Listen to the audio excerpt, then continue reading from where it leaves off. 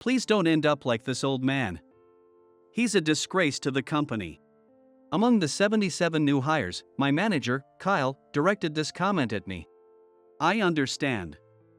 I'll withdraw from the speech. Good. I'll handle the speech. You stay out of the way. I left the induction ceremony. The next morning, I woke up to my phone ringing before the alarm. It was the president, Mr. Howard, calling. When I called back, he urgently asked me to come to the office. Wondering what was going on, I headed to the president's office and found Mr. Howard, the executive vice president Timothy, and Kyle there. Kyle was staring at a newspaper, visibly shaking. Sorry to bother you so early. Sean, did you see any news online or in the papers last night or this morning? When I said I hadn't, Mr. Howard handed me the local newspaper Kyle was reading. Instantly, a very noticeable photo and headline caught my eye. My name is Sean. I work at a new kind of advertising agency that uses social media for PR. I joined this company when I was 41. I've been able to do the work I've always wanted, and before I knew it, 6 months had passed. My direct supervisor, Kyle, constantly makes snide remarks like your methods are outdated and that won't resonate with anyone. But I didn't have time to care about that and worked tirelessly. Next month, I was given a significant task, a small speech at the orientation. Apparently, I was recommended by Mr. Howard and Timothy for being someone who joined early and excelled. They wanted me to convey that regardless of age, it's possible to take on new challenges using past experiences and skills. The day of the orientation arrived. The event proceeded smoothly in a hotel banquet hall. The orientation, starting at 4 p.m., included not just new hires but also Mr. Howard, Timothy, and other executives. Being there as a regular employee felt rather awkward. I was told I could skip the dinner following the orientation and go straight home if I wanted. The sight of 77 new hires was quite impressive. Kyle was the master of ceremonies. He is apparently related to Mr. Howard. Despite being in his early 30s, he boasts about his position as a manager and often makes sarcastic comments to me. He said things like, "Mid-career hires don't get promoted much," or "You probably look down on me because I'm younger." That's ridiculous. Age doesn't matter. It's only natural that those with skills rise to higher positions, and it's fair that I, as a mid-career hire, am in a lower position than him. When I said that, Kyle smiled contentedly. It's not that I don't feel irritated. But my years of experience have taught me that it's best to keep a moderate distance from such bosses. Maintaining a non-confrontational distance is important. Kyle's MC was very smooth. After the president's address and company explanations, it was time for my speech as the voice of a senior employee. At that moment, Mr. Howard and Timothy were whispered to by other employees and left. Apparently, they had tight schedules. Good luck. Don't be too nervous. Just talk about what you've learned, Sean. As they left, both Mr. Howard and Timothy encouraged me. Their words of encouragement were very uplifting, but I felt my heart rate rising even more. My hands were sweating with nerves. Next, we'd like to hear from a mid-career old man who joined a bit earlier than you all. The room buzzed with murmurs. What did he just say? Old man? Did I mishear that? But Kyle's eyes were on me. His expression was a smug grin that seemed to say, "I'm going to humiliate you in front of everyone." Judging by that look, he definitely meant it for me. Hey, you heard me, old man. At least you should respond. He continued in a disdainful tone. Yes. Sorry, everyone. This guy has no sense of common decency or rules. Kyle shrugged as if to amuse the crowd. The new hires exchanged uncertain murmurs, unsure if they should laugh. Of course. There's nothing funny about this. They don't understand the dynamics between Kyle and me, so it's natural they'd be confused. I had no choice. Suppressing my rising anger with all my might, I stood up. Excuse me, may I start my speech? What? You're seriously going to do your speech? Not understanding his tone, I stood there frozen. Then Kyle boldly began to insult me. This guy supposedly got hired for his experience, but honestly, he was just a filler. Our company doesn't usually hire mid-career folks. Kyle sought agreement from the other managers, including Thomas. No, that's not true. I heard Mr. Howard vouched for his excellence, which is why he was hired. The other executives nodded in agreement with Thomas's rebuttal. They all appreciated my work. They were kind people who subtly protected me from Kyle's tyranny. Oh yes, you guys only see the surface. Anyway, back to what I was saying. Kyle continued undeterred. This old man is over 40. There's no way someone like him can bring fresh ideas like you young folks. With all due respect, I've done my best over these past 6 months. Effort and results are two different things. I've had the opportunity to be involved in major projects. Oh, you mean the one I generously handed to you out of pity? I wanted to vehemently disagree. I was assigned that project because Kyle's proposal wasn't accepted, so it was handed to me urgently. Since I had to change the fundamental concept, he was furious and accused me of tarnishing his reputation. That memory is still fresh. That incident was only a month ago. Kyle had always been spiteful, but in the last month, his remarks had intensified. No doubt, that incident fueled his desire to torment me even more. But, using the important orientation to do this while Mr. Howard and Timothy were absent was unforgivable. I had brushed off his comments until now, but being humiliated in front of so many people made my blood boil. Maybe I thought he was just young and inexperienced. By assuming that, I might be at fault for letting his attack slide. I should have reported his behavior to other employees or bosses earlier on. Now, there's no one to stop Kyle's rampage. I thought about just walking out. But then I glanced toward the back of the room and saw panicked employees. They were desperately signaling to me, trying to convey something. The employees were vigorously shaking their heads and making an X with their arms in front of their bodies. What are they doing? At that moment, I remembered an important fact. This is really bad. If this continues, it will definitely turn out poorly. I realized I had to stop Kyle's verbal abuse somehow. I approached Kyle and tried to turn off the microphone. What are you doing? Don't touch it. I understand you have things you want to say, but this isn't the right time. Please, I'm asking you. Maybe my calmness irritated him. Kyle got even more heated. Shut up. Why are you the one giving the speech instead of me, you loser? Calm down, Kyle. Shut up. Don't you dare boss me around, you lowly employee. Kyle continued to hurl insults like idiot and fool at me as I desperately tried to stop him. It doesn't matter how much you try to communicate if the other person isn't willing to listen. Why should I be the one to stop him despite being insulted like this? These thoughts crossed my mind when... Everyone, please don't end up like this old man. He's a disgrace to the company. The eyes of the 77 new hires bore into me. I couldn't take it anymore. I see, I won't stop you anymore. I withdraw from giving the speech. That's right, I'll handle the speech, you stay out of the way. I left the venue immediately.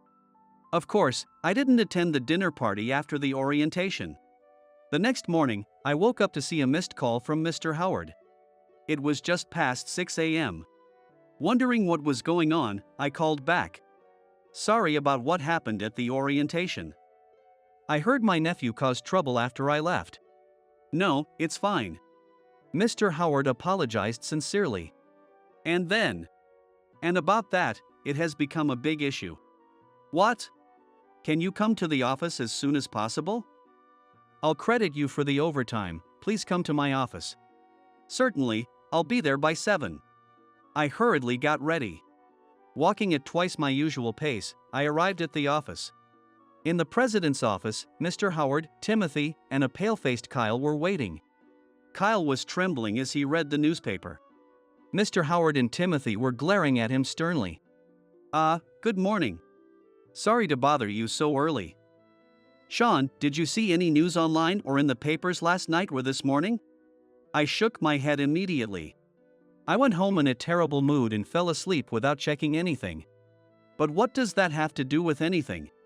I glanced at Kyle, who looked pale, and a thought came to mind. Is it possible that the orientation was covered in the news? Kyle suddenly looked up at me. His face was a mix of anger and panic. Mr. Howard handed me the local newspaper he was holding. A large headline caught my eyes. Middle-aged man harassed and withdraws speech at orientation. Former employee names culprit. This is serious. The article featured a photo of Kyle insulting me, detailing his actions at the orientation. Although his eyes were blacked out, it was obvious that it was Kyle. I read through the article. Harassment incident at a company's orientation. In an era where corporate compliance is crucial, a shocking event has come to light. The stage was set at the orientation of an emerging advertising agency. The victim was a man in his 40s, identified as Mr. S. During the orientation, when he attempted to give a speech, he was publicly insulted by manager K, who was in his 30s, and had to leave the scene. A former employee testified that manager K had been harassing Mr. S for some time. This issue has also spread across the internet and social media.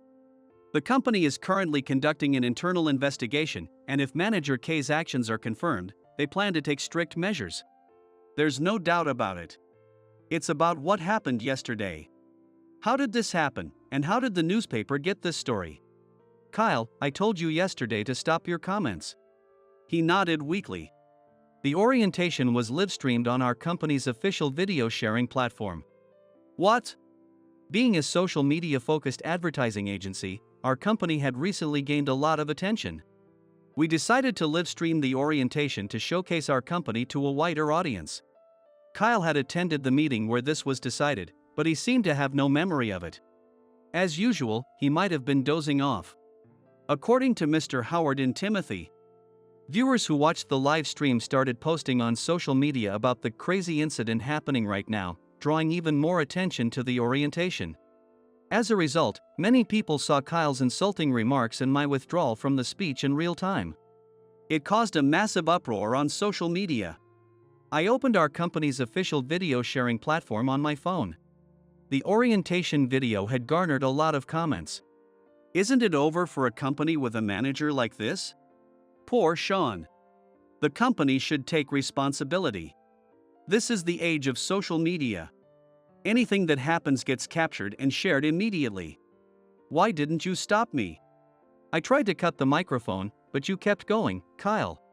No way. Oh. The employees at the back were shaking their heads the whole time. You finally noticed.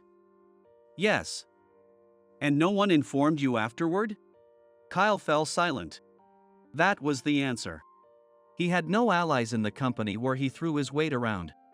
He probably finished the orientation without knowing anything, and now he is here. And the self-inflicted misfortunes that befell Kyle did not end there. Kyle, is this true? The social media posts detailed Kyle's numerous misdeeds. Falsifying expenses, pressuring subordinates to resign, claiming good ideas as his own. Kyle's eyes widened in shock. Sean. Is this your revenge? No, it's not me. This is true. Why would I waste my time posting about Kyle's wrongdoings on social media? Reading business books would be far more productive. This is all because you got hired as a mid-career recruit. Our company doesn't usually hire mid-career people. You're just a useless, arrogant old man.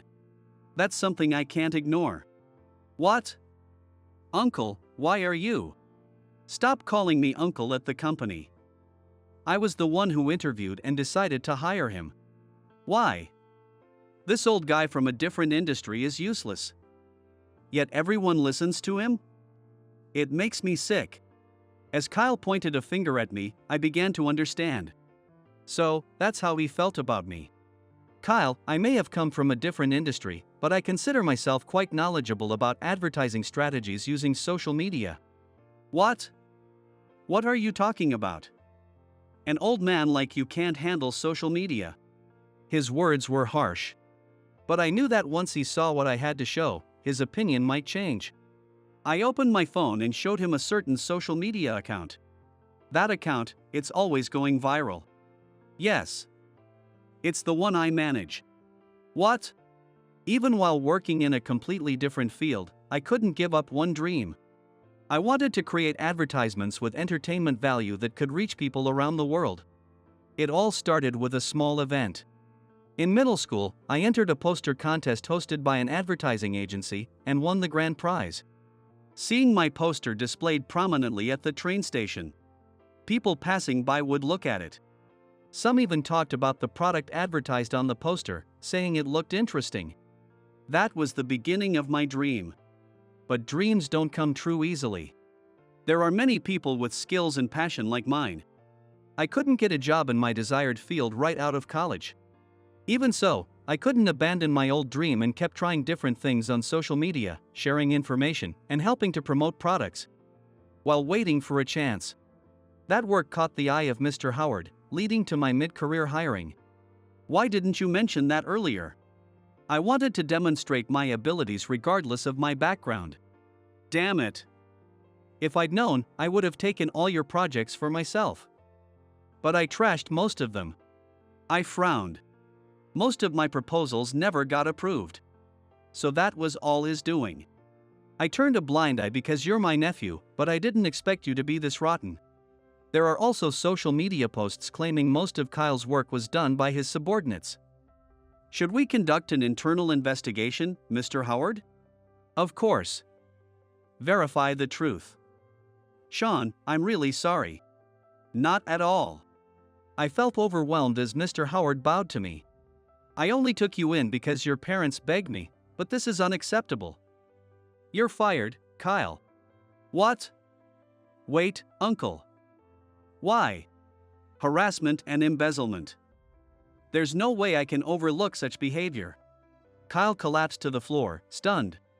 The results of the internal investigation came out. Kyle had harassed many other employees besides me.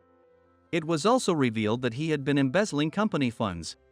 Needless to say, he was fired.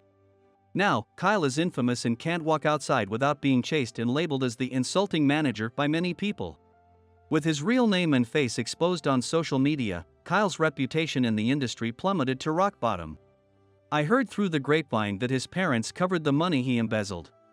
They also abandoned him, saying, "We can't take care of you anymore." Because of his actions, he can't find a new job. Given his excessive harassment and embezzlement, it's only natural. No company would want to hire him when a simple search of his name on social media reveals all his misdeeds. He is now reportedly financially and mentally exhausted. I've heard that he's become extremely paranoid about being watched and has withdrawn from society. He's also financially distressed and in debt. On the other hand, I was appointed as Kyle's successor. Thanks to social media, my past achievement of winning the grand prize in the advertising agency's poster contest became widely known. I received many words of encouragement. The company has also started hiring mid-career employees. A fresh breeze of change is definitely in the air. The new hires who attended the orientation show no signs of mocking me like Kyle did, and they are eager to learn. I genuinely believe they are all very straightforward and highly receptive. I plan to pass on everything I've experienced to the next generation. I want to continue spreading the message that age doesn't matter, and you can achieve your dreams if you don't give up. Thank you for having us today. After nearly a year, I found myself back in the field of sales. My mouth was going dry as I greeted our client with a hoarse voice. The memory of my failure from a year ago flashed in my mind, making me want to run away. Just then, my female supervisor, Susan, who was standing next to me, gently patted my back. When I glanced at her, she nodded reassuringly, as if to say everything would be all right. Encouraged by her, I put all my strength into delivering my sales pitch. At that moment, I had no idea yet. I had no idea how much meeting her would impact my life. My name is Charlie. Until about a year ago, I thought I was walking a fairly smooth path in life. I graduated from a prestigious high school and got into a well-known university straight away. Then returned to my hometown to join the Riverside branch of Clearwater Bakery. Even though friends and professors from my university told me I could find a better job with my degree, I had a strong reason to return home. My mother was often ill, and I wanted to be there for her as much as possible. My father had passed away before I started elementary school, and my mother raised me on her own ever since. When my mother collapsed at work during my university years, I decided I would work in my hometown. Clearwater Bakery is a nationwide company, but their local products are developed and manufactured at the branch offices. I was fortunate enough to be assigned to the product development department, as I had hoped. Being a local myself, I had a good sense of the community's food preferences. Initially, I assisted senior employees in product development, but after 3 years, I began taking on more central roles and projects. It was around my 31st birthday, about a year ago, that I stumbled into trouble. I had a disagreement with my direct supervisor, David, who was the team leader for new product development. I believe we should use locally grown pears. It would support local consumption and the quality is vastly superior. I expressed my opinion about using pears in a new tart-style pastry. David furrowed his brow and said, "We can't afford any more costs. Our pastries are already more expensive than competitors because of the quality. If we get left behind in the price competition, it'll hurt our sales." He insisted on using cheaper imported pears. My colleagues understood my point but advised me to follow David's lead. Had I heeded their advice, things might have turned out differently. However, I was adamant about using local pears. As I toured local farms in line with our company's policy of supporting local consumption, I grew determined to incorporate their produce. Despite my persistence, David forced a team vote and his opinion prevailed. Not only that, but he also accused me of deliberately obstructing product development and demanded my transfer from the department. Coincidentally, there was an opening in the sales department at that time, sealing my fate. Responding to David's complaint, the management transferred me to the 3rd sales division. Despite being removed from product development, I wasn't disheartened. In fact, I was determined to excel in sales to earn more money for my mother's medical bills. But that determination backfired, and I soon fell out of favor with my new boss. 3 days after joining the 3rd sales division, I went on a sales call with my manager, Jim. Jim offered to show me the ropes, as I had no experience in sales. The key is to make regular visits. Even if we don't see immediate results, our persistence could eventually lead to sales. Jim explained as we headed to a drugstore that sold not just medicines and daily necessities, but also food items. Nervous on my first sales call, I tried the sales pitch techniques I had learned over the past 3 days. I leveraged my product development background to highlight the benefits of our new products. The client listened with a smile, but Jim interrupted me, saying, "Stop with the self-centered sales talk. They're taking time out for us." We quickly left the store after Jim apologized to the client. Apparently, the purpose of today's visit was to greet the client and thank them for their continued business. And Jim had already settled the sales negotiations over the phone. In other words, I had wasted their time by rehashing an already decided deal. "Honestly, I can't trust someone like you with sales. You're on menial tasks from tomorrow," Jim declared. Since that failure, I haven't been taken on any sales calls despite being in the 3rd sales division. Unable to quit the job due to my mother's situation, I've spent the past year doing menial tasks. One day, a female employee transferred to the 3rd sales division from Clearwater Bakery's headquarters. "My name is Susan. My title is assistant manager, but I'm new here, so I look forward to your guidance and support." The female employee, who was more than 10 centimeters taller than me in her pumps, was named Susan. With well-maintained black hair tied in a ponytail, she was a striking beauty with distinctive almond-shaped eyes. She had a gentle demeanor, always responding with a warm smile no matter who spoke to her.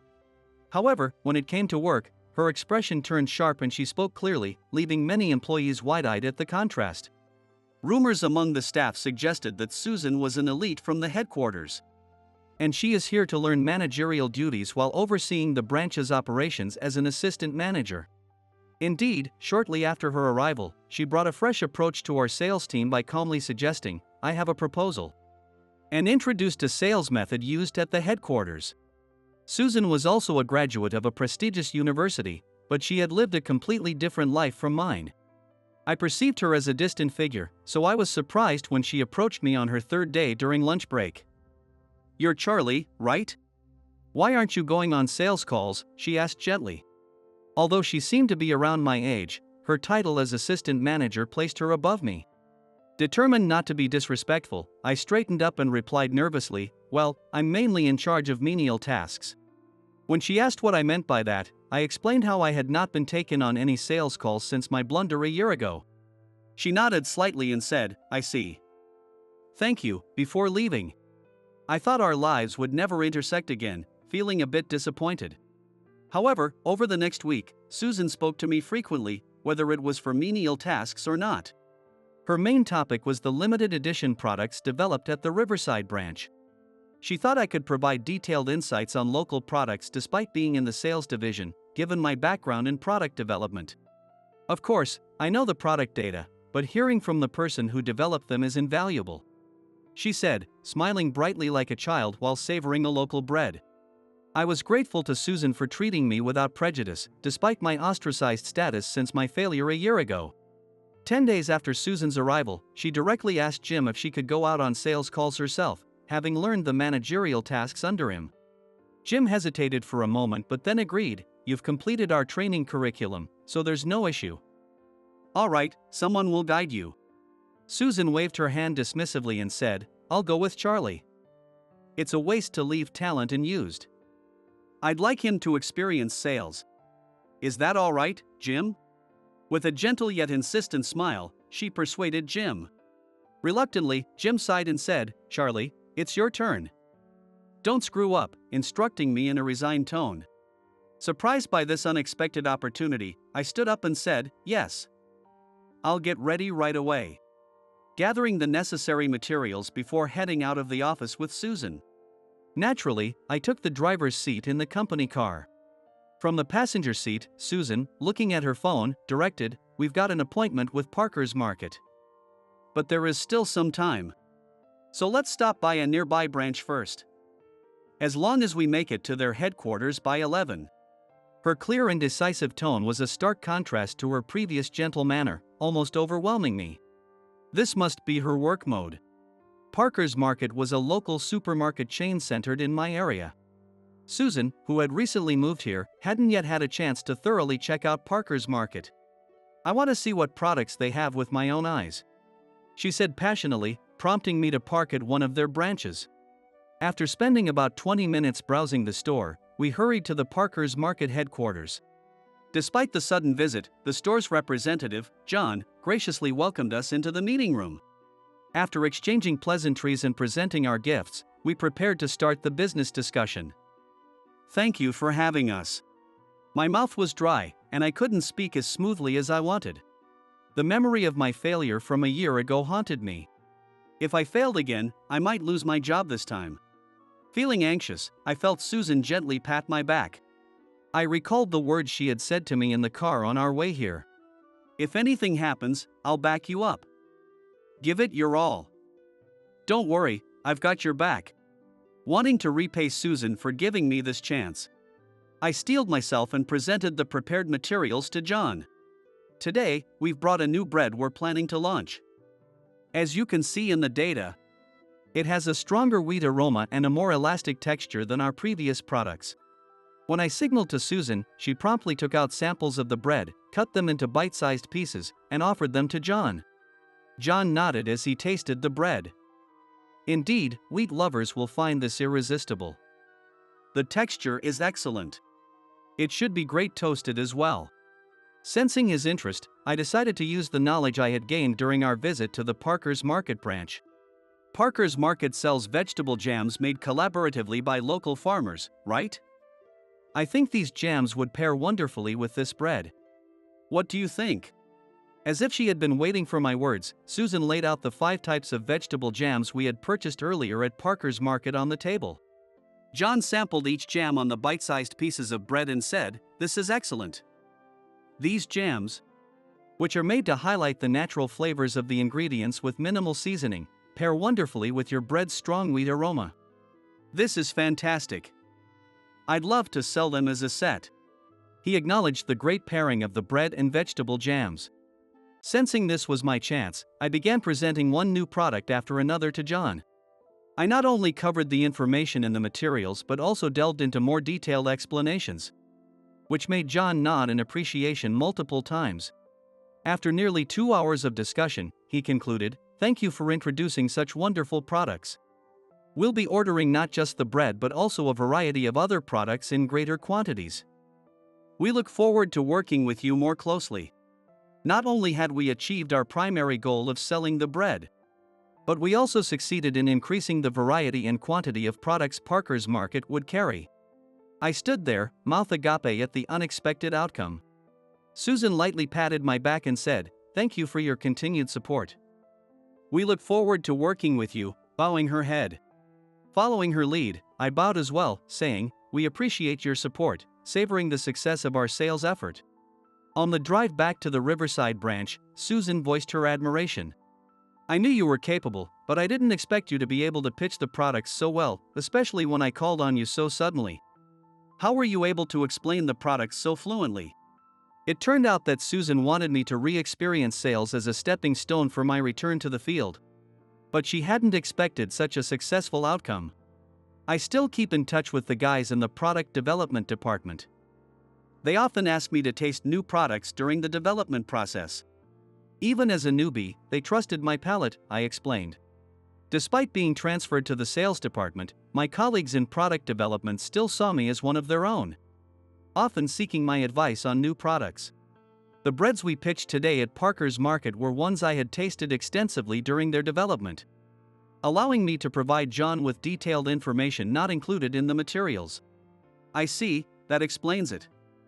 In any case, you can return to the office with your head held high now," Susan murmured with a proud expression on her face. I was glad to see her happy. I was more pleased about the fact that Susan was happy than about the success in sales. After we returned to the office, Susan reported our success to the members of the third sales division, leaving them astonished. But Susan remained composed and said, "If you doubt it, feel free to contact John at Parker's Market. He'll tell you how excellent the presentation was." With a calm smile, she declared. Then she glanced at me and continued, "Sure, he might have failed once, but he has the skills to succeed in negotiations like today. Instead of writing him off for a single mistake, isn't it important to create an environment where talents like Charlie can thrive?" she asked Jim. Thanks to Susan's advocacy, I was allowed to start going on sales calls with the other employees from the next day. For the next 6 months, I worked diligently to make the most of the opportunities Susan had given me. I didn't think I had ever worked as hard, not even during my university entrance exams or my time in product development. As a result, 6 months later, I had achieved one of the top sales records in the third sales division. Around that time, I heard a rumor. Susan was going to return to the headquarters soon. If that happened, I might never see her again. Feeling desperate, I invited her to dinner one day during lunch break. Under the pretense of formally thanking her for giving me a chance to go on a sales call after a year. I expected her to decline, but she agreed with a smile. After work, we sat across from each other at a chic French restaurant near the station. "Thanks to the opportunity you gave me, I've been able to establish myself as a member of the sales team. I'm truly grateful," I said, bowing deeply shortly after our toast. Susan chuckled softly and shook her head. "I only gave you the chance to take the first step. Everything else is thanks to your hard work and talent. You did an excellent job." She praised me gently, in a tone different from her work mode. Her more natural voice made my heart race as I asked the question I had always wanted to ask. "Why did you give me that chance back then? I've always wondered what made you take notice of a menial worker like me." Susan fell silent, gazing into space thoughtfully. Then, widening her almond-shaped eyes, she said with a slightly playful tone, "Maybe because you reminded me of my younger self." She began to share her own experiences. "I used to play volleyball in school. With my build and decent athleticism, I was quickly picked as the ace when I started high school. But not everyone liked that, and I faced some harassment from classmates and seniors. As our wine refills arrived, we both took a sip." Susan continued after a slow exhale. "One senior spoke up during a meeting, asking why they were dragging me down when everyone knew I had the skills. She said helping me perform at my best would lead the team to victory." Susan paused, frowning slightly, and then shook her head. That senior had lost her starting position to me. When I later asked why she spoke up for me, she simply said it was the right thing to do. I was deeply moved and decided I would always help someone in a similar situation. So that's how it was. When I expressed my gratitude for her sharing this, Susan waved her hand dismissively and said, "It's really just my own satisfaction. So don't worry about it. More importantly, I assigned you to that negotiation because I believed you had the skills. Based on what I heard about your work in product development and as a menial worker." She had done her research on me without my knowing. Despite her busy schedule, she took the time to look into a single subordinate's background, truly exemplifying what a manager should be. Before I could express this to her, she clapped her hands and said, "Oh, by the way, I heard that the product development team is rallying to have you back. It seems they're ready to take you in. Are you planning to return?" She asked about a topic that had only been discussed internally. Surprised that she knew about it, I replied, "Actually, I'm torn. I know the product development work is fulfilling, but I really enjoy my sales work now. And above all," I swallowed hard, just like on that day 6 months ago, and encouraged myself. I would regret it if I didn't say it now. With the determination to avoid that regret, I looked Susan straight in the eye and said, "Right now, I don't want to be apart from you. I want to stay in the sales department because I want to be with you for as long as possible." I expressed my honest feelings directly. Perhaps shocked by my words, Susan's face turned red as she said, "I'm surprised. Can you explain that a bit more?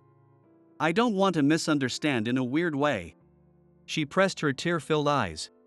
Worried, I explained that my initial feelings were admiration and respect, but as we worked together, the time spent with her became invaluable. I earnestly conveyed that now I wanted to walk through life together with her. Susan, after taking a deep breath and looking at me, said, "I'm going back to the headquarters soon. When that happens, I'll suggest to both the headquarters and Riverside branch that you be assigned to the headquarters as well." Her statement confirmed the rumors and surprised me with the proposal of being assigned to the headquarters. "What does that mean exactly?" I asked, puzzled. Susan raised her hand to signal me to wait and, with a gentle smile, explained, "Charlie, you once said that if you ever returned to product development, you would want to be involved in developing nationwide products. Not just local ones. The headquarters product development department is looking for new talent." When I mentioned a promising employee with experience in both product development and sales, they were eager to have you. As I listened to her, I felt a surge of excitement. It reminded me of a lunch conversation we once had. I had come to understand the joy of sales, but I still wanted to return to product development someday. My true desire was to be involved in developing nationwide products for Clearwater Bakery. I'm very pleased with the proposal. But how does this relate to what I just confessed? I asked, still confused. She smiled wryly and said, "You're surprisingly dense. It means I feel the same way you do. Let's be a couple and work together at the headquarters. Of course, I remember you telling me about your mother, so I won't force you if it's too difficult." She looked at me with lowered eyes. Amazed that my heartfelt confession had succeeded, I bowed vigorously, saying, "Thank you very much," only to hit my forehead on the table. Susan, stifling a laugh at my clumsiness, gently touched my reddened forehead and said, "Charlie, you're unexpectedly clumsy. That's cute too. Let's get to know each other better from now on." She gently caressed my reddened forehead. After becoming Susan's boyfriend, I was deeply troubled about the headquarters assignment.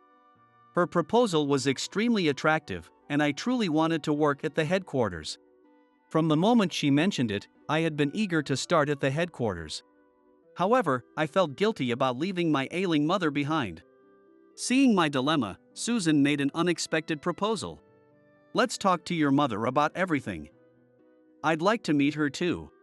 With that, she came to the apartment where I lived with my mother. My mother was surprised by the sudden introduction of my girlfriend, but she quickly took a liking to Susan's straightforward personality and said, "He's a bit unreliable, but please take care of him," clearly pleased. After the introductions, Susan made another surprising statement. "Ma'am, would you consider moving to Tokyo with us? In Tokyo, there would be more hospital options.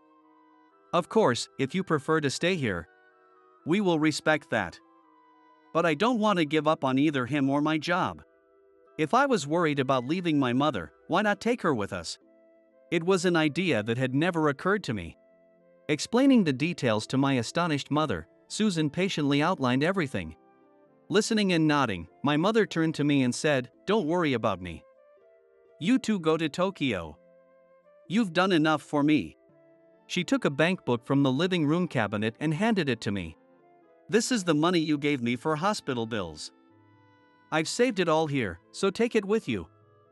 If you came to introduce her to me, It means you're serious about getting married. You'll need money for various things, so here you go. My mother had been saving the money I gave her for hospital bills, planning to return it to me one day.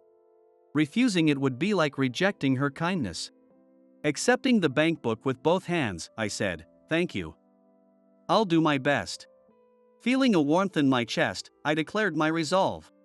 Meanwhile, Susan, with teary eyes, took my mother's hand and said, "Thank you, ma'am." With a trembling voice, I thanked my mother. Assigned to the headquarters, Susan and I achieved outstanding results in our respective departments, earning recognition for our work in product development and sales. The success I found in developing several hit products was largely due to my experiences in both regional product development and sales. 1 year after starting at the headquarters, Susan and I shared the same last name and began living under one roof. Now, Susan was taking the vacation days she had hardly used before, preparing for the future.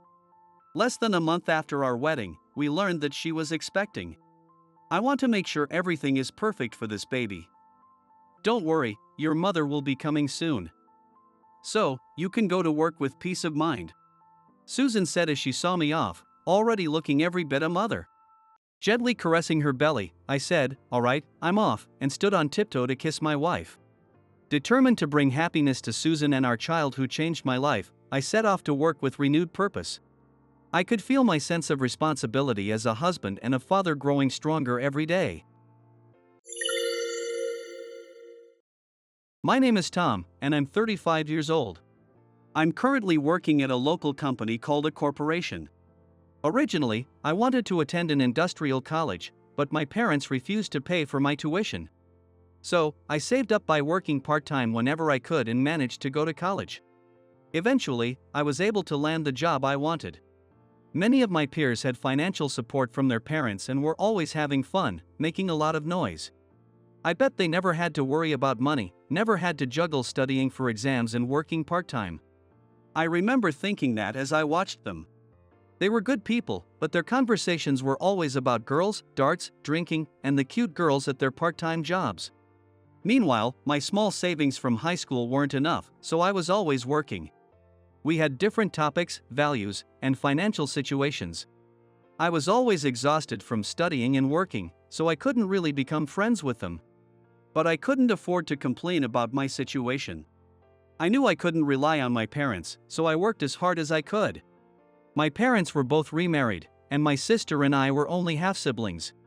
My sister, Jenna, was 12 years younger than me. She resembled my stepmother and was both cute and beautiful. I adored her, but I felt like I was only half a part of the family, which made me feel out of place at home. However, my parents seemed to prefer living just the two of them, so they almost ignored us, which minimized the awkwardness with my stepmother. They were always going out together and came home late, so we rarely saw them. While our parents provided for our basic needs, we hardly ever talked. Maybe that's why Jenna and I became somewhat quiet and introverted. As Jenna grew older, she stopped talking to me much and stayed in her room most of the time.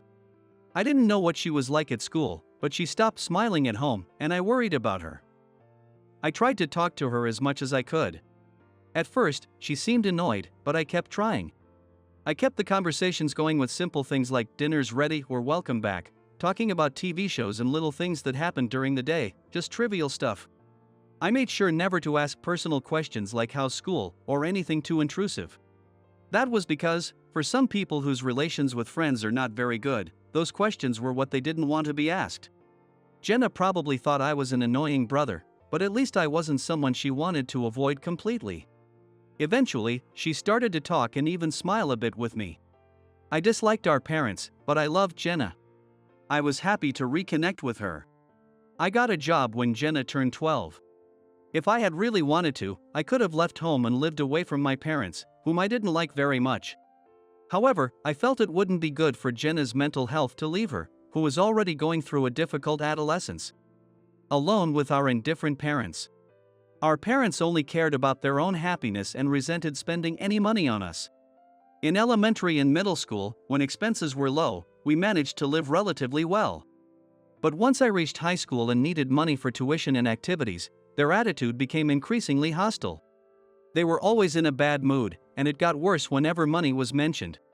Reluctantly, they give me the money, but every chance they get, they make a genuinely displeased face and complain about how much it cost. My parents loved shopping. Mom had a sweet tooth and practically lived for buying clothes, cosmetics, and hobbies whenever she went out. Dad drank a lot and enjoyed socializing, so he often dined out. Because of their habits and Dad's modest income, there was no money left for us to do what we liked. Feeling a sense of crisis about my future, I talked to my advisor and homeroom teacher in high school, asking for permission to work part-time on weekends and holidays.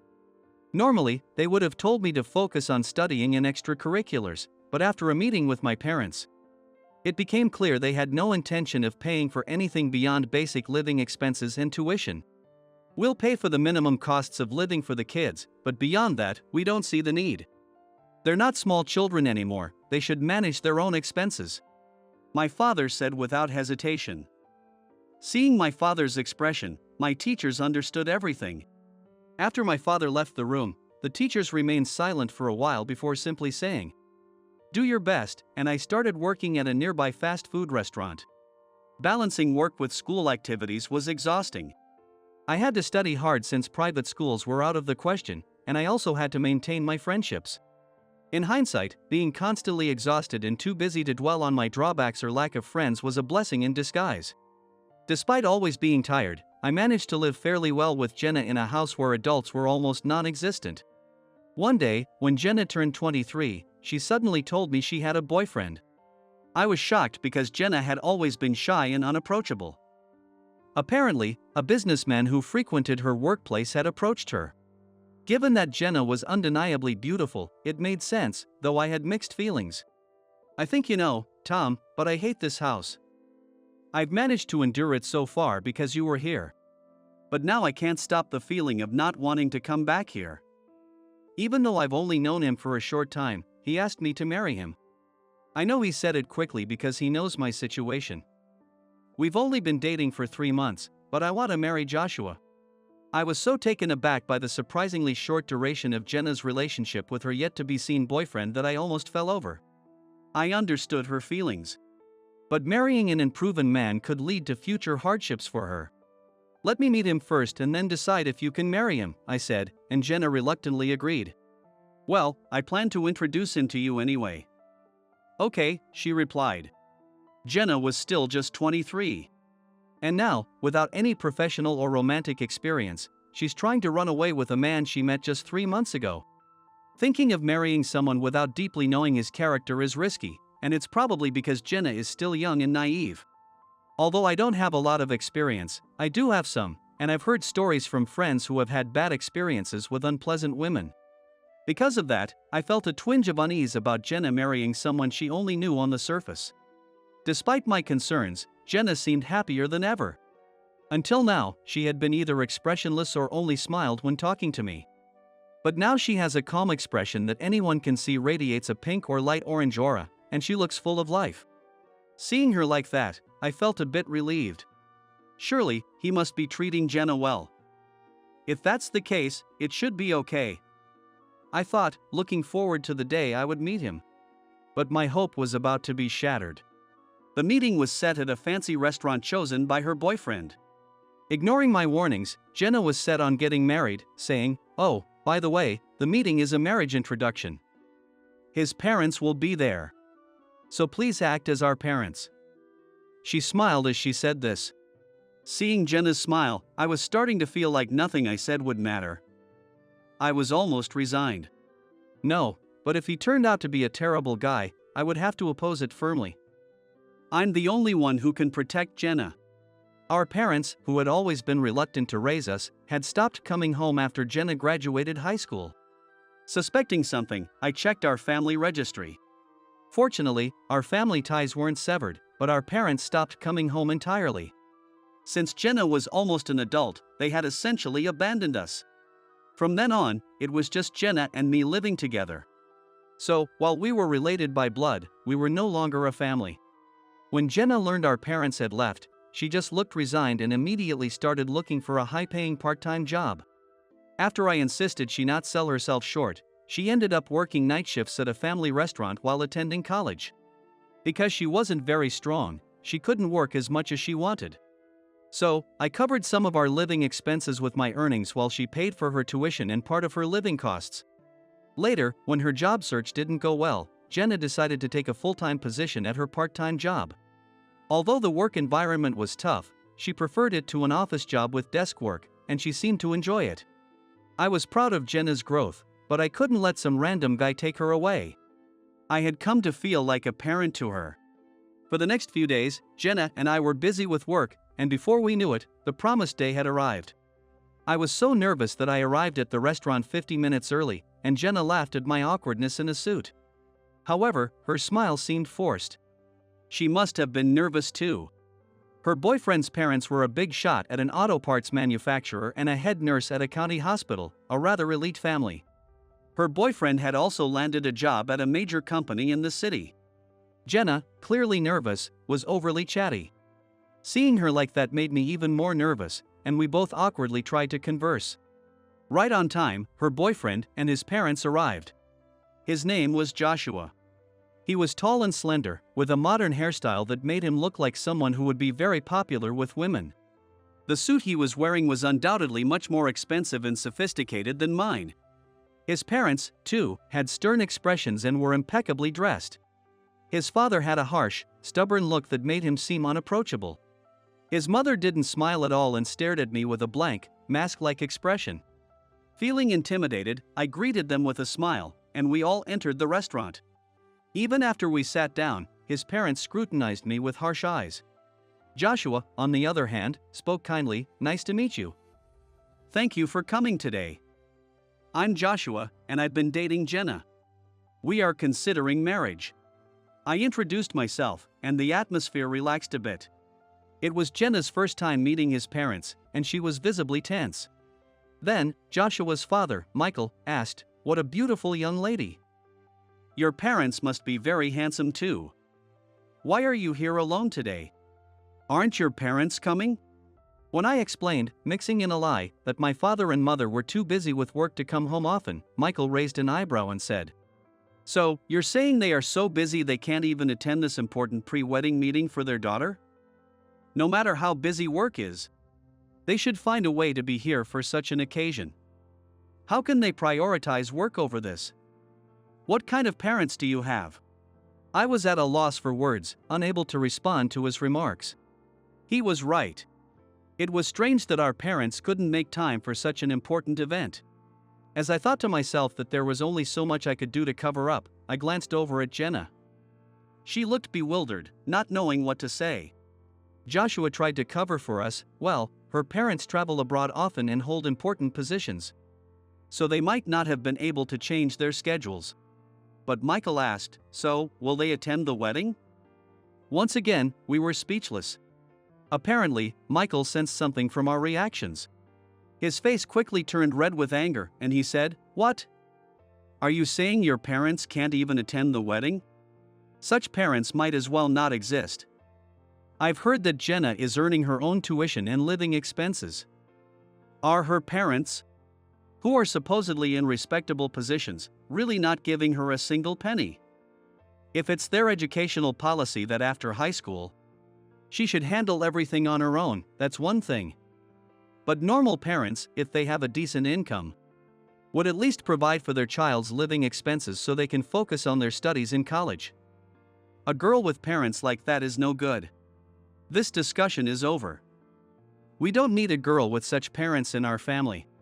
Indeed, our father was so cold to us that it was as if he had left his heart somewhere else. But Jenna and I had worked hard to make it on our own. Although Jenna has some social awkwardness, she has developed a reasonable level of social skills by interacting more and more with people other than our parents. She is also a kind and just person.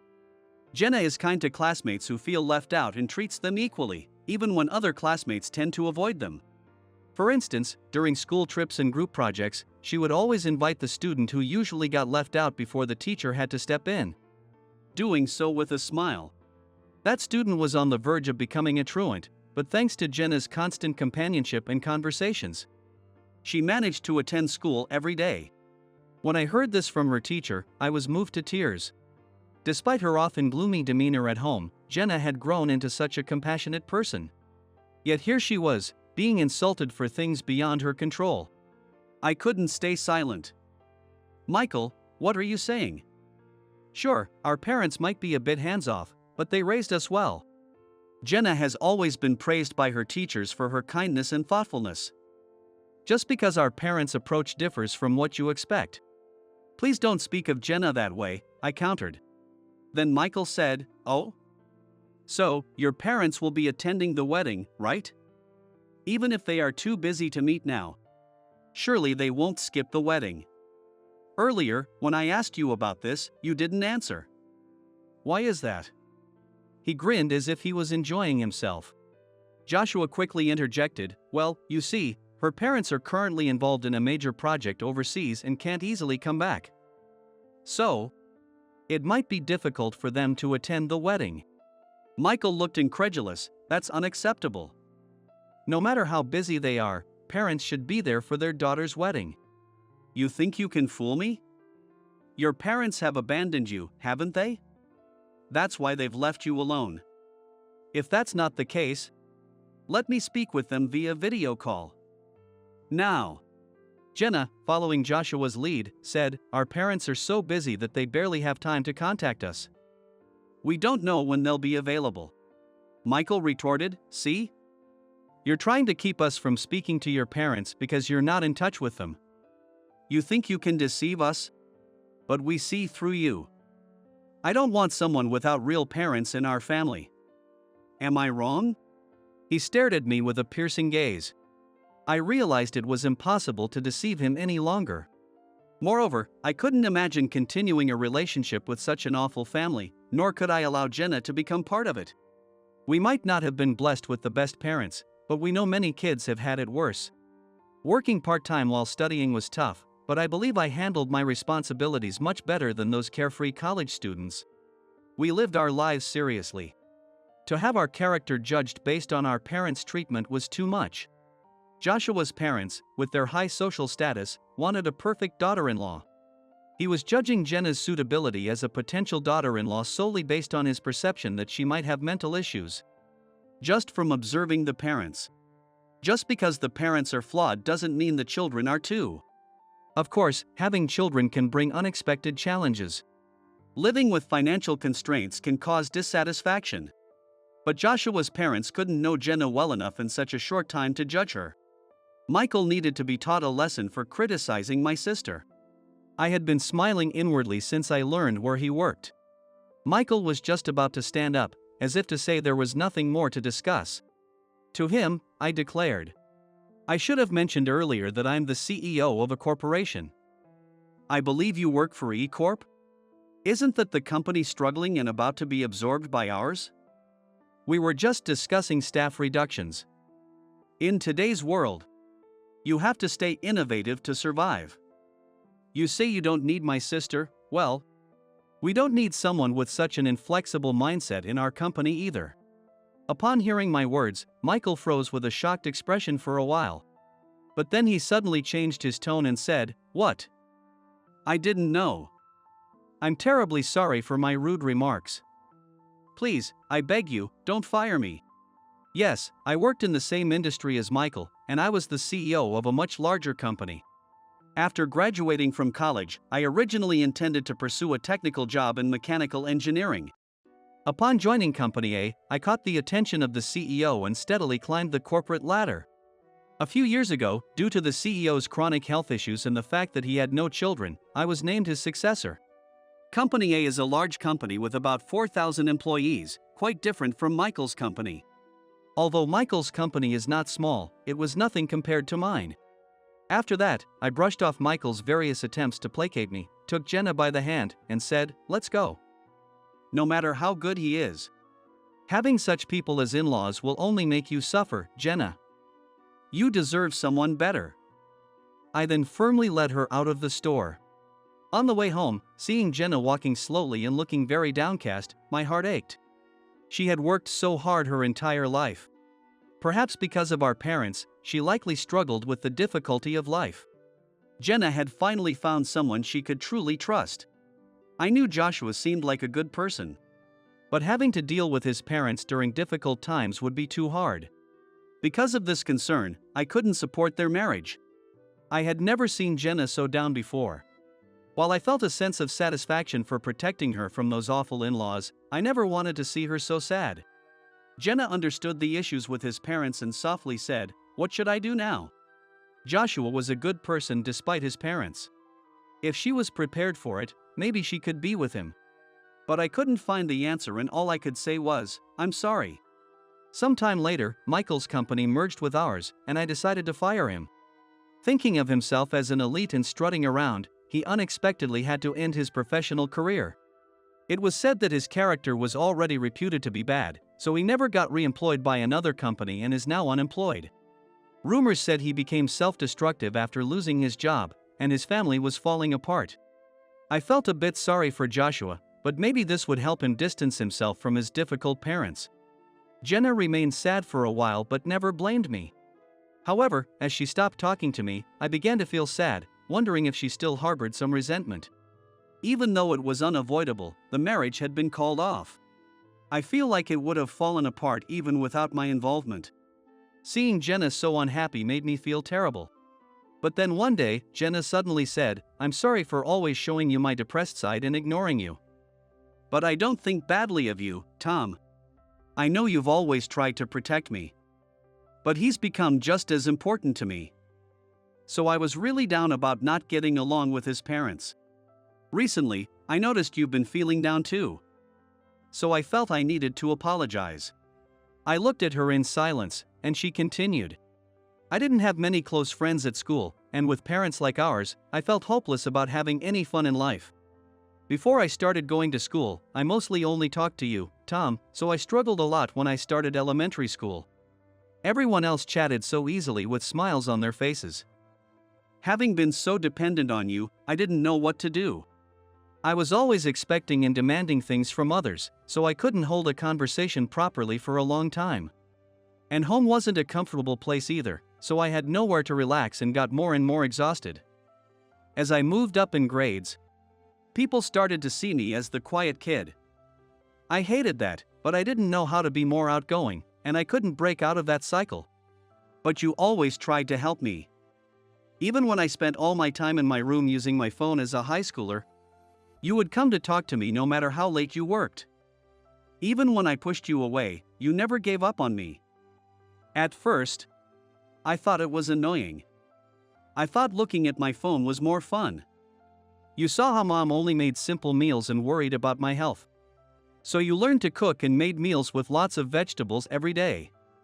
Even when I didn't know what to talk about and just watched TV, you kept trying to talk to me. Because of that, I slowly learned how to have conversations with people. At first, I was exhausted and thought, please just leave me alone to eat by myself, but gradually, I realized how fun it was to talk to people. I used to think I had to talk about things others liked or about TV shows, but I realized I was overthinking it. The things you talked about were always simple, and talking about those things made my heart feel lighter. That's why, even when school was boring, I could keep going. I really appreciate everything you've done for me, Tom." Jenna started crying, saying she was sorry for everything. I didn't know what to say, so I just hugged her. I could always chat about trivial things, but at a moment like this, I couldn't find the words. I felt like a failure as a brother. As I held her, I kept repeating, "You'll find someone better, Jenna, someone better." Jenna, crying in my arms, said yes and then didn't say anything else. I kept rubbing her back. After some time, Jenna seemed to have recovered, at least on the surface. She went back to her job and seemed happy again. However, perhaps because of what happened before, she turns down every offer from customers. Maybe she still can't forget about him. Despite all my efforts to protect her, this time, I could only watch over her. A few months later, Joshua cut ties with his parents completely, and he and Jenna got married. Even though there are some things I'm worried about, I always tell Jenna to let me know if she ever needs help. If anything happens, I want to assist Jenna as much as I can. We might only be half-siblings, but our bond had deepened because we didn't receive our parents' love. Now, Jenna had someone who would protect her even at the cost of abandoning his own parents. When I congratulated them, Joshua and Jenna smiled brighter than I'd ever seen them smile before. Next year, I'll finally become an uncle to a little girl. Joshua has remained the supportive partner he seemed to be, helping Jenna while working hard himself. I could tell Jenna wasn't suffering because her expression grew more peaceful each time we met. My little sister was going to be a mother. Whether she looked like Jenna or Joshua, their child would be adorable. I imagined myself spoiling my niece with toys and affection. Even before she was born, I was already planning to dote on her. Jenna, noticing my thoughts, smiled happily and said, "Uncle, thanks in advance for everything." There were many eyes looking at me with worried expressions.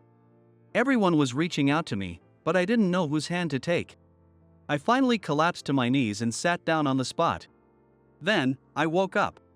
It's been a while since I had that dream. I pulled my sweat-soaked t-shirt away from my skin and got up. I got out of bed and stared at the wall. There were several certificates with my name Hugo Reed written on them. A gold award for a book report I wrote in elementary school. In middle school, I consistently achieved good results in the kendo club. Until I was 15 and my sister was born, I worked really hard. Bringing home these solemn pieces of paper made my parents jump for joy. It doesn't matter if I take these with me. I reached out to the framed certificates on the wall. Suddenly, my bedroom door swung open with a bang. "Hugo, if you don't get up soon." "Oh, you're already awake. How many times do I have to tell you to knock before you come in? It's your fault for not locking the door." My sister, Lily, saluted and smiled brightly like the sun. "It's rare for you to wake up before me, Lily. What are you talking about? I'm 12 now. I've never been late since I became a senior in elementary school." Such a cheeky kid. "Who do you think walked you to school every day when you missed the group walk?" I sighed exaggeratedly, and Lily shrugged and laughed. "It's a typical peaceful and happy weekend morning. Anyone would see it that way. But between me and Lily, there's an invisible wall. A thick, high wall. Your room is still messy. Will you be ready in time? How long until the move?" Lily asked as she went down the stairs. I couldn't see the expression on her face as she talked to me. "Less than 3 weeks. So you need to make sure you can get up by yourself. You're so persistent. Aren't you going to be lonely without me?" I was at a loss for words. Sometimes I didn't know what to say in these everyday conversations. If I said I'd be lonely, Lily would be happy. But if I actually said it out loud, it would be a lie. Honestly, I wanted to say that a weight would finally be lifted off my shoulders. Because I've always felt that I didn't belong in this house. Lily must have found my silence strange. Before entering the living room, she turned to look at me. I smiled to cover it up, and Lily gave a vague smile in return. "Mom, Hugo is already up." Mom, who was in the kitchen, turned around. "Good morning, Hugo." I raised a hand to greet her, matching her smile, which was similar to Lily's. I didn't look like Mom, Dad, or Lily. Of course, that's only natural. In the summer when I was 8 and lost my parents. It was my adoptive mom and dad, people whose faces and names I didn't even know until that day, who reached out to me. Until 19 years ago, I was Hugo Smith. The person who took me in when I lost my home and family was Alice Reed, who was now serving me breakfast. She is my current mom. I'd like the flowers on each table to be white and orange, but do you think 2 colors might be too plain? Emily spread out the venue layout on the table and looked intently at the planner, Jessica. "It depends on the number of flowers. Do you have any preferences, sir?" "I'm fine with whatever." Emily gently touched my arm as I answered, looking down. "I'm the one who wants the wedding. Hugo is just accompanying me, so I'm grateful he even shows up for the meeting." Emily tilted her head and smiled, and I murmured sorry with just my mouth. In a month, Emily and I will be married. A week before we register our marriage, we'd moved into the house we chose together, and 6 months later, we'd have the wedding. There are 6 tables planned for the venue.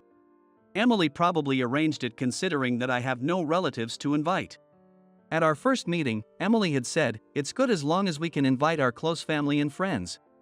I'll create a sample image of the flowers for the next meeting. Thank you. Now, let's move on to the next topic. Jessica put away the layout. The next document she pulled out was the schedule for the day. I drank some iced tea to soothe my dry throat. Whether she knew my resolve or not, Emily squeezed my arm a bit tighter. You mentioned having a non-religious ceremony. As confirmed in our last meeting, are you fine with the typical flow? Yes. We're working on our vows now, so they should be ready by the next meeting. Emily glanced at me. I nodded lightly and scratched my nose. Jessica shrugged, I'm glad. I was a bit worried because it seemed like you weren't involved at all. And this is such an important day for you both. Emily's expression softened. The tension that had been scattered across her face began to ease.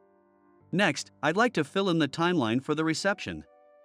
I understand that your college friends will be giving the toasts. Yes, they've agreed to do it. While Emily and Jessica continued the discussion, I put an ice cube from my empty glass into my mouth. I understood. I knew my lack of enthusiasm about the wedding was making Emily anxious.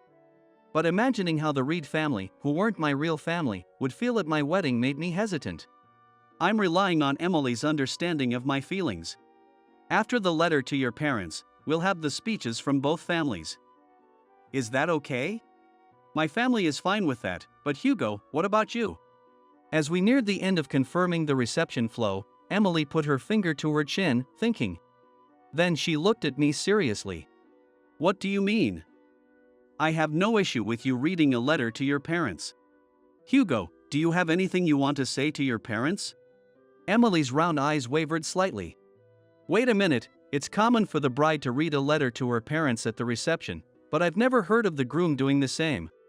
I looked to Jessica for support, and she gave a troubled look. Indeed, it's not common. The groom usually gives the final speech. But it's not unheard of, right? Emily's usually soft voice became firm. Her hands, clasped on her skirt, trembled with tension. There are cases where it's requested. Both Emily and Jessica looked at me. It seemed the final decision was up to me. Just as I was about to shake my head, Emily's small hand wrapped around mine. Her warmth spread through me. Let me think about it, I said, signaling the end of today's meeting. I was adopted by the Reed family 19 years ago, the summer I turned 8. That January, I had lost my parents in a car accident. At that age, I didn't fully understand what it meant to lose them. I missed the moment to feel sad about their sudden departure. I understood the meaning, but I couldn't grasp the sadness or the pain. It was about a week after I started living with my paternal uncle, who was the first to take me in. I was given a room there. On the first night I slept alone, I finally cried. I thought I had muffled my sobs with the blanket, but being only 8, I wasn't very successful. I remember the warmth of my uncle's hand patting my back as he came into the room, alerted by my crying. Even if the hole left by my parents couldn't be filled, I decided to live on in that house. I never imagined my uncle had different plans. After the 49-day mourning period, he called me to his room, holding a plaque with my parents' names, Michael Smith and Grace Smith. And he bowed deeply to me, touching his hands and forehead to the tatami, saying, Hugo, I'm so sorry. He performed a formal apology, the kind that showed deep remorse. After that, I was passed from one relative's house to another. In 3 months, I stayed with 5 different relatives, paternal uncle, aunt, grandparents, maternal uncle, and grandparents.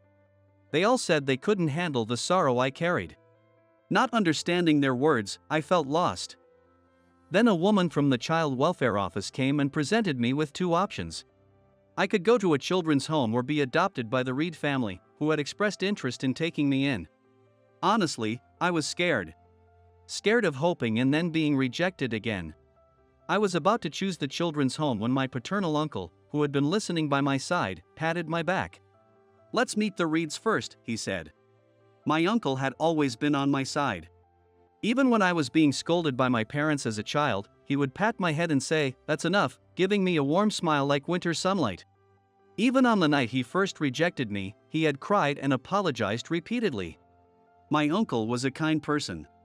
He must have deeply regretted not being able to take me in. Understanding his feelings, I agreed to visit the Reeds. After that, everything happened quickly. The Reeds, my current parents, had no issues with income or home environment. Strangely, I didn't feel any walls between us. I first met them in the spring. After several meetings, by the end of summer, I decided to become their adopted son. In the car on the way back, I could hear Emily sniffle as she listened to my story. The Reeds wanted me because they couldn't have children. But now, they have Lily. Since she was born 12 years ago. I haven't felt I belonged in that house. When I leave, I plan to cut ties with them. I bet they'd rather not attend the wedding. So I don't want to cause any unnecessary trouble. Emily, sniffling one last time, pouted and said, "I don't believe your parents think that way." I knew that. The Reeds had treated me the same as Lily. They scolded me when I did something wrong, celebrated my efforts, whether successful or not. Every morning, they greeted me with warm smiles, and at night, they comforted me with a calmness like the winter night sky. But I've always been scared. The uncertain relationship where I never knew when they might disappear again, or when they might bow and apologize. In the now quiet car, I glanced at Emily's expression. She had her finger on her chin, thinking about something again. "Mom, here," I said. On a Sunday, just a week before the move. I came downstairs to the living room, holding a framed picture. In the well-lit living room, there's no need to turn on the lights on sunny days. Bathed in sunlight, my mom was hunched over at the table. "What are you looking at?" "You'll hurt your eyes if you get too close," I said. Peering over her shoulder, I saw several albums spread out in front of her. "These are old albums. The photos have faded, so I have to squint to see them," she replied. "Yeah, they're really faded. Maybe it's more about how they were stored than their age." "Did you keep them in a sunny place?" I sat down next to her and looked at the photos. In the pictures, there was a young woman who must have been my mom, with a baby between her. Next to them, a woman who looked a lot like my mom was smiling from a hospital bed. "This is you, right, Mom?" "Yes, that's me." "The one in bed is my sister," she said. "And the baby you're holding is her child?" Mom nodded slowly but shallowly. She smiled, but frowning at the same time. She rubbed the wrinkles on her forehead with her wrinkled fingers. It wasn't just nostalgia, she looked sad, almost regretful. "Yes, that's my sister's child." "So, he would be your cousin," she said. "Then he's Lily's cousin too." "I've never heard about him before." "There was no need to talk about it," she replied. Contrary to her cold words, her voice was warmer and more emotional than usual.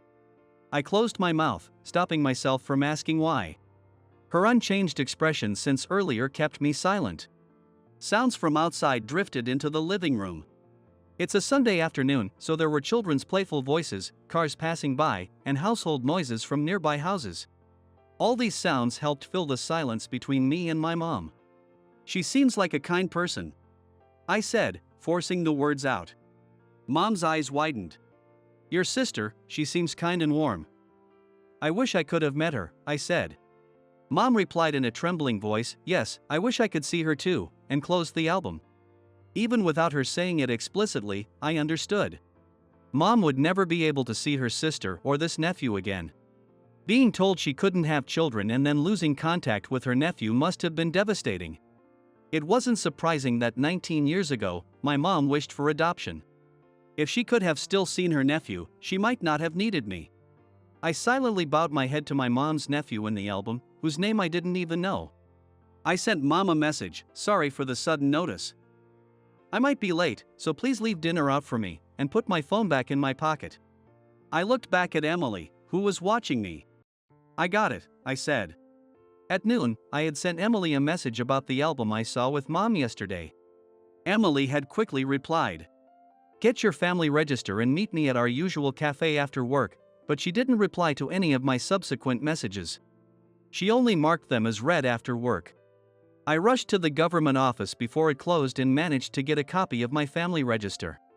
I couldn't read Emily's true intentions or purpose. Emily, my classmate since high school, understood my loneliness and anxiety, as well as my parents' feelings. And she always supported and guided me. She never delved deeply into my background. She quietly absorbed the bits of information I gradually shared. This was the first time Emily touched upon my origins. I thought she might be anxious about my circumstances. But as soon as I entered the cafe, I realized I was wrong. Emily was already seated, waiting for me with her usual calm expression. She pushed her cup of cafe latte aside. I slid the family register I had just obtained across the table. "Did you look at it, Hugo?" she asked in her clear voice. I shook my head. My family register is complicated and detailed. There's no point in me checking it now. Why did you want to see it, Emily? I was just curious about your mother's reaction. My mom's reaction? Let's just take a look, Emily insisted. At her urging, we both lowered our gaze to the document. Of course, it started with my name. No way. This can't be. While my trembling hand covered my lips, Emily exhaled deeply, seemingly reassured and convinced of her thoughts. Maybe this person is the sister your mom was talking about. Emily's slender finger pointed to the section with my biological parents' names. Under mother in the persons recorded in the family register section. It read Lisa Reed. So, the Smiths adopted you first.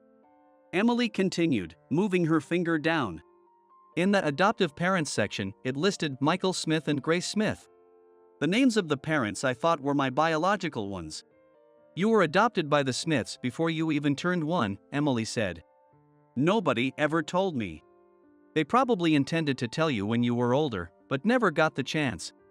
I recalled the words of the Smith relatives. They said they couldn't empathize with my sorrow. My uncle, my grandparents, they all said the same thing. It wasn't just the grief of losing my parents. Maybe they meant they couldn't bear the sorrow I would feel upon learning this truth. I had to be told that those two were not my real parents. Was my uncle trying to say that he couldn't bear the responsibility and burden of doing so? Just as my head felt like it might explode from confusion, Emily placed her hand over mine. I'm going to turn the page, she said quietly. The next entry was the dissolution of my adoption with the Smiths. I remember hearing about this when I was going to the Reeds. They said it was for a special adoption. But it wasn't exactly that. Below the record of the dissolution with the Smiths, there was another adoption record. It listed David Reed and Alice Reed, my current parents. Let me process this for a moment, I said, taking a gulp of coffee to moisten my dry mouth. Emily had been waiting for me for quite a while. The other customers had completely changed during that time. Emily had even refilled her cafe latte twice. Okay, I said. With my single word, Emily lifted her head. I am the child of Lisa Reed, my mother's sister, and I was adopted by the Smith family soon after I was born. For some reason, I was supposed to grow up with them. But after losing the Smith parents and having nowhere to go, Mom, the Reed family took me in. Emily, who had been nodding repeatedly as she listened to my story, finally spoke. They told you it was a special adoption because you believed the Smiths were your real parents. They had to explain the separation. So they called it a special adoption. But actually, you were a regular adoptee with the Smiths, and it was just a regular dissolution. I nodded slightly in agreement with Emily's understanding. Emily's third cup of cafe latte was also empty.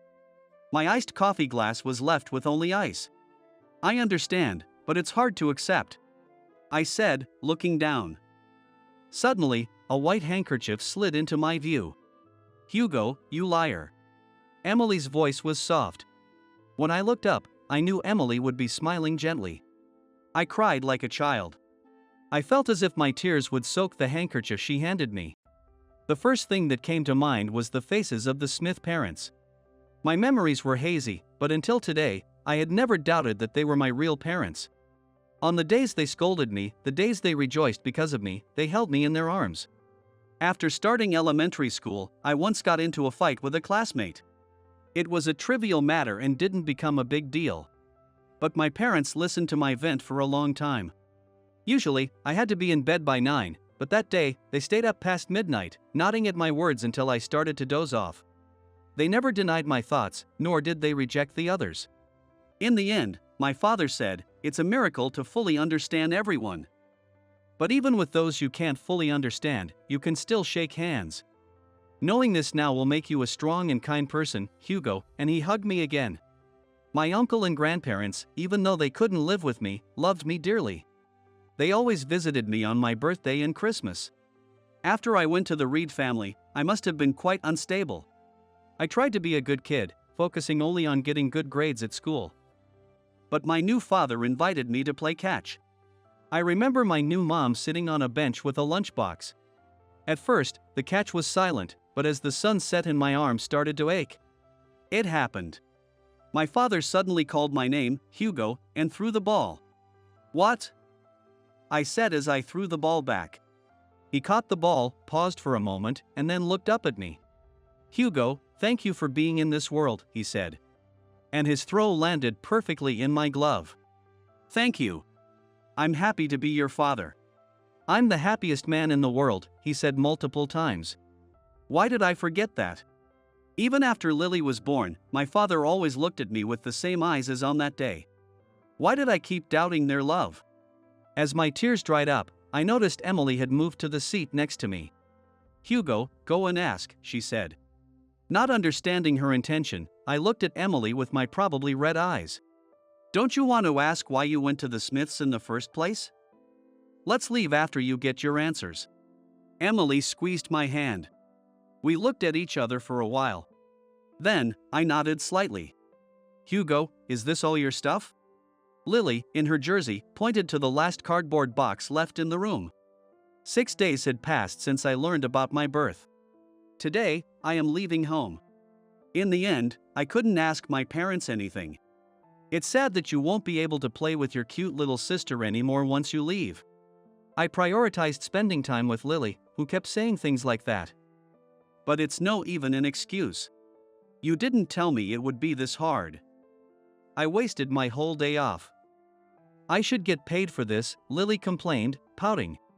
"You said you wanted to experience moving, didn't you?" I replied, handing her a sports drink.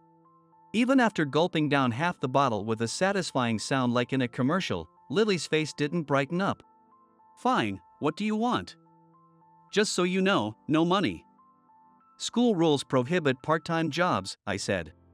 Lily laughed. "You're so serious, Hugo," then gave me a mature look I had never seen before. "Talk to mom properly," she said. Lily took another sip of her drink. "What should I talk about?" I asked, my voice tense. I didn't know how much Lily knew. I couldn't say anything reckless. "I don't know, but mom hasn't been herself.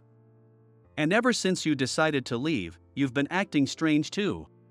Dinner used to be fun with the four of us, but now it's not," Lily said, covering her face with the towel draped over her shoulder. And, despite her trembling voice, she kept telling me, "Talk to mom. I love mom, dad, and you, Hugo. I don't want you to leave with things being bad between us," she said. Her weak fists hit my arm repeatedly. Again and again, she expressed her feelings.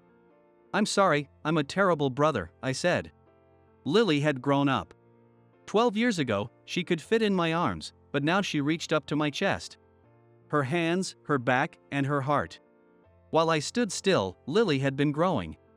I felt a sting in my nose. I was happy and sad about her growth. "Thank you," I said. When Lily lifted her head, she smiled cheekily. "You better be really grateful." In the now empty room, I faced my mom alone. Lily had gone out with Dad to buy lunch. She was being considerate in her own way. "Sitting on your knees like that on the floor, doesn't it hurt?" Mom's smile had a shadow. She had the same expression as when she was looking at the album that day. I took the folded family register out of my pocket. I unfolded it and placed it on the floor between us. "Yes, I thought it was about time you found out," Mom said without any surprise or lament. She took a deep breath and began to speak, as if resigning herself. "Hugo, as it's written there, you are my nephew." Seeing me nod firmly, she nodded once as well. It felt like we were confirming our feelings, like a mutual understanding.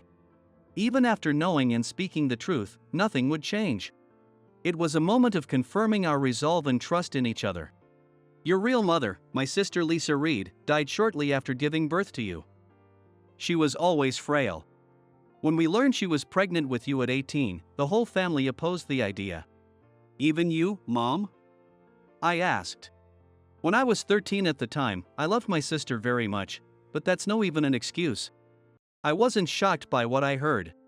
If I had heard this when I was 15, holding Lily for the first time, I might have sunk into deep sadness. Mom moved a bit closer to me and continued speaking, but, she said, my sister, who wanted to have a child with the person she loved, disappeared almost like a runaway, but she sent me a letter.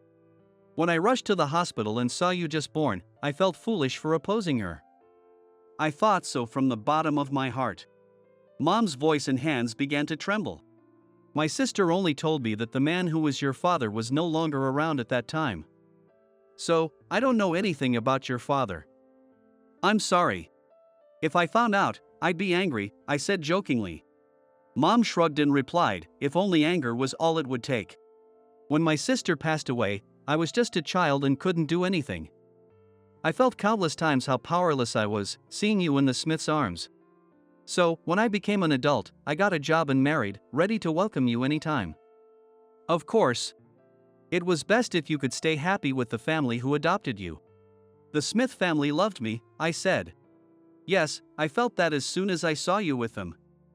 That's why both your dad and I grew to love you even more, Mom said. Not fully understanding her words, I tilted my head. Seeing my confusion, Mom gave me a gentle smile. At first, I wanted to protect you because my sister cherished you more than her own life. It felt like a duty. Or maybe my love for my sister was stronger. But after reuniting with you and seeing you surrounded by so much love, I wanted you to feel that you belong with us. I felt tears streaming down my cheeks. Your dad said that you had been loved by so many but still felt insecure. What you needed was a place where you belong. Mom said as she wiped my tears. Congratulations on your wedding, she said, her voice shaking uncontrollably. Thank you for everything, I said, curling up and holding the family register close to my chest. Thinking of all the people who had supported and loved me. My hair felt heavy with wax and spray. Formal attire felt incredibly restrictive, and I lost count of how many deep breaths I had taken today. Next to me, Emily, dressed in an orange gown, gave me a thumbs up. Now, a letter from the groom to his family. The female MC announced solemnly to the venue. I stood up slowly and walked to the stand microphone. After clearing my throat, I faced forward. I turned towards the table where Dad, Mom, and Lily were seated. It might be unusual to hear a groom's letter, but I have people I must express my gratitude to. May I have your time and attention? I asked. The audience responded with applause. I took an envelope from my inner pocket. I pulled out a single sheet of stationery from the envelope. On that single sheet, I had written the names Lisa Reed, Michael Smith, Grace Smith, David Reed, and Alice Reed. I have 3 mothers and 2 fathers, I said. The audience murmured briefly but then quieted down. Emily's parents nodded with calm expressions. I was glad I had told them on the day we registered our marriage. Lily wasn't surprised or crying. She watched with a serious expression, waiting for the rest of my letter. When people hear just this part, they often say, it must have been tough, or you went through a lot. But I never found it tough or difficult. There were some lonely nights, but looking back, I feel I spent every day in a warm and loving home, I continued. I held up the sheet of stationery. There were gasps from the audience. The stationery only had the names of my 5 parents. I had told Emily that I wanted to speak from my heart rather than read a prepared speech. She had agreed without hesitation, saying, "That's so like you, Hugo," with a smile. "I am here today because of the love of everyone. I am the happiest person in the world. Please let me express my heartfelt gratitude to my 5 parents who brought me into this world and raised me." I walked over to the Reed family's table. I made eye contact with Dad, Mom, and Lily in turn. Thank you for being my family. Thank you for all you've done, and I look forward to our future together. Applause erupted from the audience. Amid the unending cheers, Dad and Mom hugged me. I looked up to the heavens and, with a clear voice, said, "Thank you," to my other 3 parents as well,